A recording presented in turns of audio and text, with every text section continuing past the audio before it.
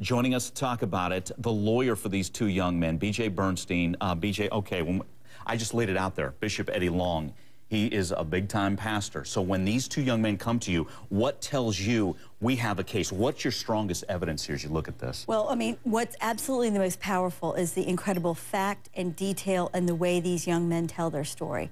I used to prosecute child abuse cases for a number of years. I have trained extensively on these issues and actually taught law enforcement and hospital personnel on how to deal with folks with this situation. And so I was very cautious to kind of cross-check what they're saying, cross-check their facts, and the detail and how they describe how it develops. And it makes sense that they get to know the bishop at 14, 15 years old with no contact, which is significant because in Georgia, the age of consent is 16. And if these boys were wanting to manufacture even a worse mess than the bishop's already in, all they had to say was it happened at 15 years old and he's arrested for child molestation. They didn't do that. Instead, they go through incredible detail about the occasions they were with them, which can be corroborated by airplane flights, hotel records. Remember, they talk about going to the W Hotel Times Square, the Wynn Las Vegas, the Dallas W, the Peabody Hotel in Memphis, all New Zealand, all over the country and the world. And as the boys explained, they shared a hotel room that had only one bed with it, with the bishop. And when you look at the traveling companions that were with the bishop, and we believe it will corroborate out that those boys were in that room. Do you have texts and emails? Is that correct? Now, let me explain this. The word text, I don't have text. These guys are not Tiger Woods mistresses trying to set up someone. This is what we're going to be able to subpoena is to show how many times this bishop, who's supposed to be ministering to the world, is spending his time texting young men, young churchmen. Okay.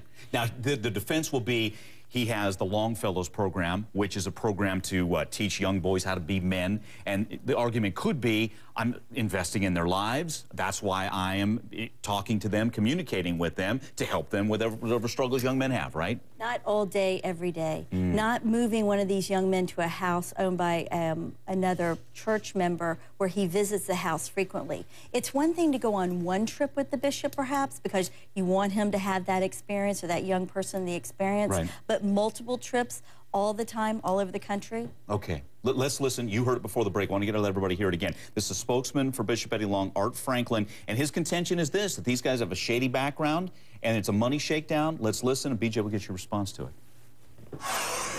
This is actually a case of retaliation and a shakedown for money by men with some serious credibility issues who are trying to mount their own defense. This is something that went from 48 hours from contact with the attorney, flinging outrageous demands to this dog and pony show that we're seeing that began yesterday.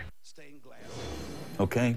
I'm going to be clear about this. The contact with the attorney was initiated by church members, and in fact, it was DeKalb County Commissioner Lee May who called me on Sunday morning.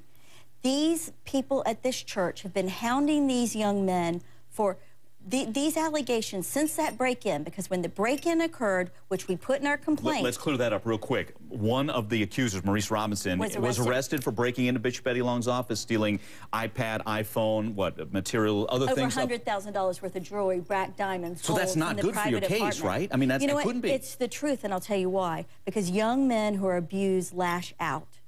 And they lashed out at this bishop in the only way he knew to go after the material goods that he cared about. And when he did that, we put that in this complaint. We have not hidden that. It is in this lawsuit. And then what was the reaction of the church members? Give us the stuff back and be quiet.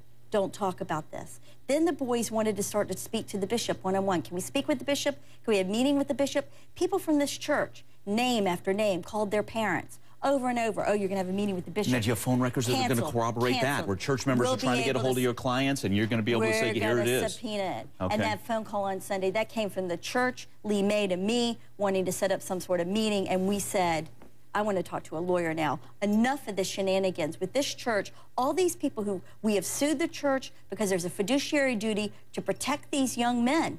And this veil of protection over this man, who is supposedly a man of the cloth. He is a sheep and wolves, a sheep covered over with a cloth, and the cloth happens to be a holy one, where he is trying to hire, you know, Okay. I'm so angry, I'm sorry. Well, BJ, we knew you'd bring your passionate passion. about it. Right, and we hope to talk to you again as this